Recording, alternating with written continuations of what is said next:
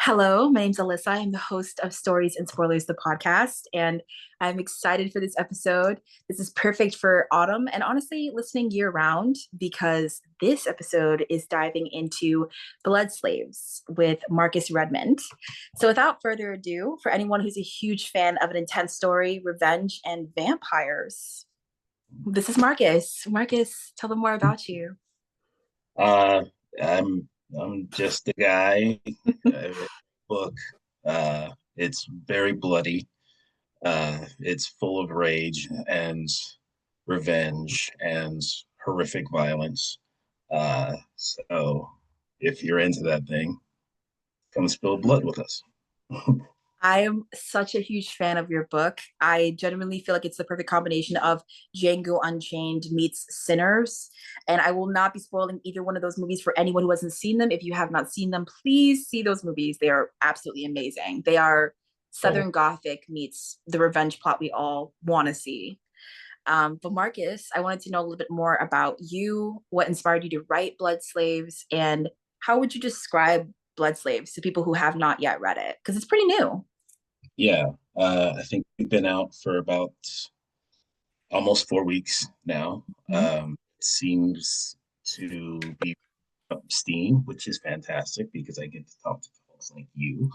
Um, I think it's the kind of book that if you love a great revenge plot, this is a book for you. If you like really bloody gore horror, this is a book for you. And if you are frustrated by the current state of affairs uh, in the United States, this book is for you. Um, Absolutely. yeah, what's interesting is that I wrote this book, uh, the first draft I wrote in 2020, um, and Wow. had the same president then that we do now. So it is interesting how relevant it's stayed because of that. Maybe even more so since we're on the road to just erasing history now. Um, Absolutely. you know, yeah, it's that kind of book. It's not there are no punches pulled. Like it's direct, it's in your face, and unfortunately, it is wildly accurate. Mm. I did want to ask a little bit about your inspiration behind kind of the direction the story goes into and why you chose to go with all mythical creatures, vampires, and link that directly to suffering and slavery and Black history. I was curious why you chose that entity. So okay, so I was actually working on a completely different vampire book in 2020. Mm. And it was cool, it was badass, but it's not that it wasn't coming together, but I was sort of struggling to make the pieces fit the way I wanted them to. Um, and then George Floyd got murdered, and people got really angry, rightfully so. But for me personally, um, I was mad at the people who were mad because it didn't seem to me that George was being seen as a person. Mm. It seemed to me, we were in the middle of COVID. Trump was president. Folks were already upset anyway. We were being told to stay home. So here's a reason to not stay home. And it didn't feel like it was really about George because it wasn't a new thing. Mm. Um, we had a black president and cops were killing black men and women and children. And the outrage over George, for whatever reason, felt very disingenuous to me. Uh, Mm. and so I just got really upset, especially considering the fact that you had a guy named Kyle Rittenhouse who, at the same time, had decided to go across the street and murder 3 people. And he got off and was on Fox News promoting a new book. So George is dead. This guy's promoting a new book. Only one of them murdered three people. Uh, Mm-hmm. and so it was really, really frustrating to me. And I was very upset about it. And my wife, who knew I was working on a vampire book, said to me one night, she said, you know, it's too bad your vampires can't go back in time and fix everything from the start. That's Wow. that was the kick. Yeah. So your wife was your inspiration in a way. Yes, she is the catalyst. She's the That catalyst. is really cool. If I would I have I'm written it, she hadn't said I'm sitting here and I'm like, hmm, if only we had a way to go back and fix it all. And you're like, hmm, that. what? Yeah. I also wanted to know, have you always been a fan of writing things related to horror and relating like kind of horror and like your own concerns? I'm very curious. Like fears and horror seems to go really well together. I was just curious Yes. why you chose this genre. Um, Honestly, I didn't choose it really. The rage guided me, honestly. Mm, I had a vampire thing I was already going to do because I figured, well, you know, Stephanie Meyer has paved the way for this, so let's sell some books. I'll write about a vampire. yeah. Uh, but when the idea of thinking of ancient Black folks, Mm, this land, um, those are unfortunately enslaved people. yeah. Um, and so to empower those people Mm, with higher power, which is normally thought to come from Europe, mm-hmm. uh, that became very interesting to me because, you know, you could fix stuff with that kind of power. And you know, I've always dug vampire stories. I don't necessarily say that I was a horror fan before this, but I always dug a vampire story. But the power a vampire has never seemed to be used with purpose to me. Mm, It was always like some dude that was centuries old that had a really cool coat who was rich because he was alive all the time, right? And then like there was yeah. this young girl, and now he's got the purpose, which is to get with the young girl, but there's Yeah. not. I mean, that doesn't really have anything to do with being a vampire, but to actually have this power, um, and I never understood the whole idea of hiding from humans when humans are your food. Like, you don't go to a barbecue and hide from the grill. I'm going to eat. That's true. Why am I hiding? You get together with your vampire buddies and you say, hey, let's shake it up. Let's make everything happen at night. And we Mm, have food and let's run everything.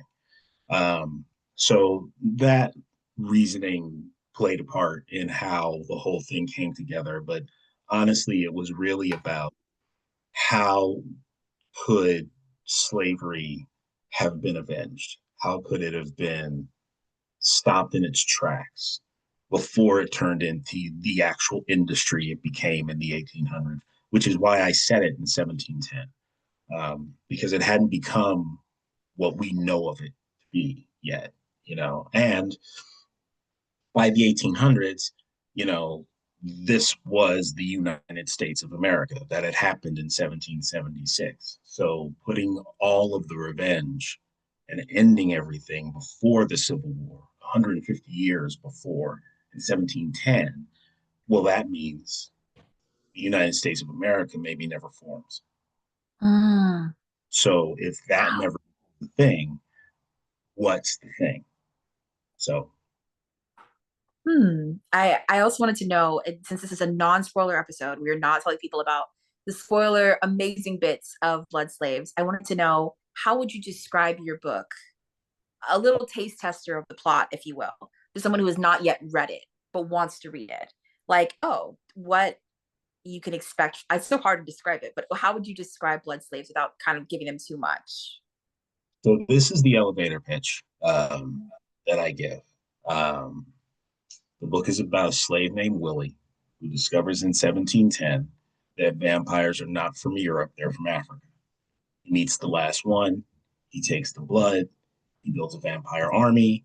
He takes revenge against the slave owner. He takes the plantation for himself and his people, and he ends slavery 150 years before the Civil War. That was a perfect description. That was like, if you're in a rush and you're a college student, you're like, I gotta write this essay, but I gotta write it. You're like, I'm running on caffeine and the pure rage of 1,000 suns, and you're gonna make it work. Yeah. Yeah. Or in your case, I'm an author and I got the deadline. I have to make it work. I'm like, how would you describe your life's work in 3 words? You're like, intense, dedicated, vampires. I'm like, that's great. That was actually the perfect description. I also wanted to ask, as you crafted this vampire that Willie was looking for, did you have an image in your mind of how you wanted him to sound? Did you have an image in your mind of what he would look like, of how he would carry himself? I'm very curious with authors. Some authors say they only write the words on the page and the story unveils itself.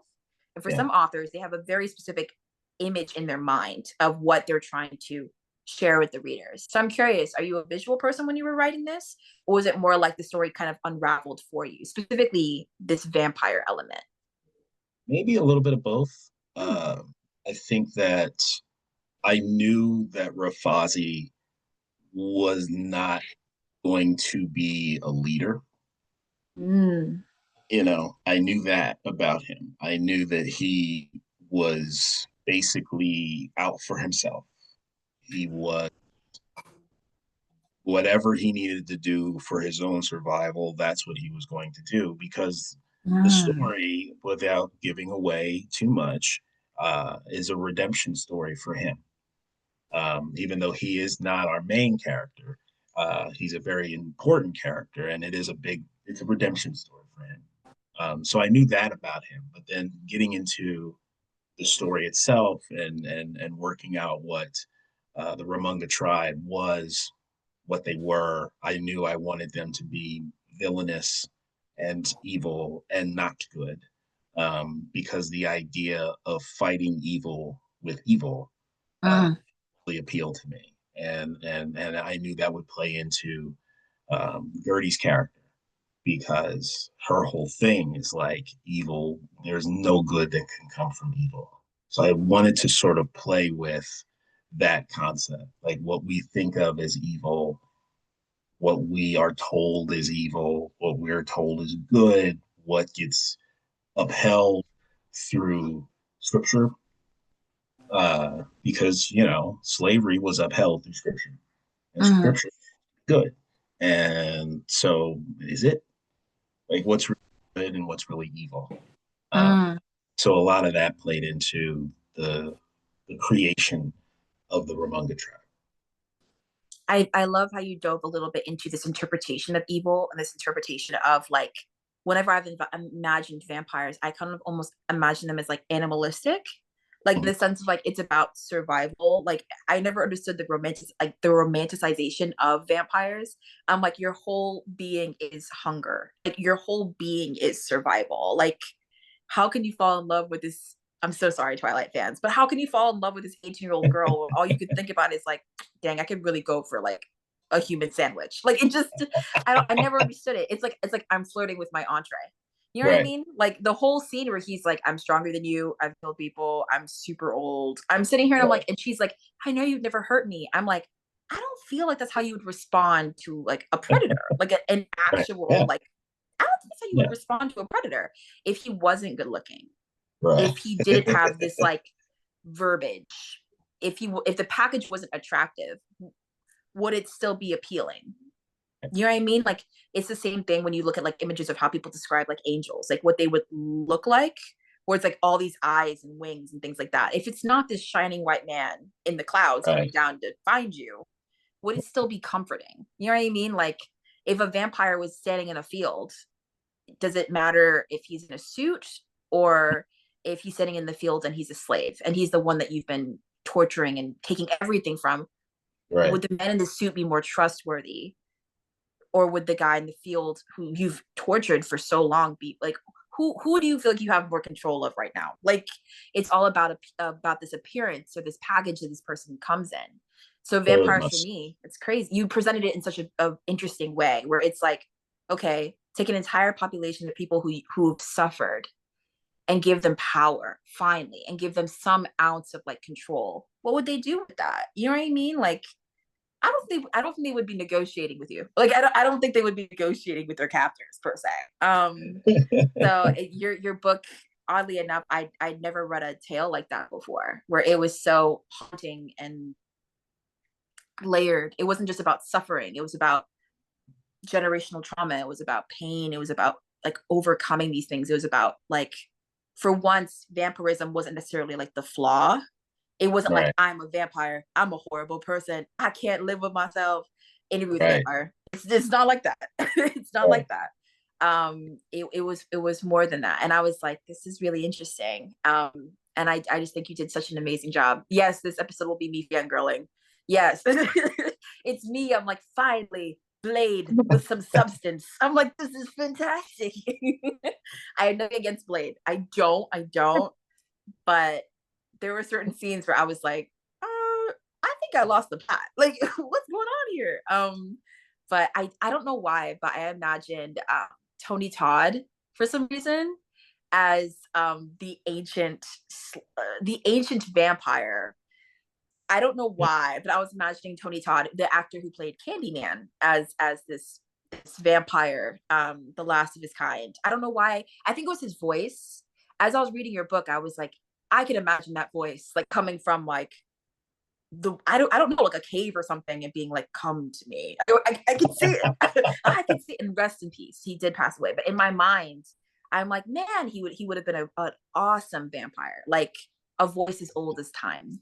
You know. Yeah, Tony was brilliant. But I think Rafazi's a very interesting character because Mm. talking about a 700-year-old vampire, right?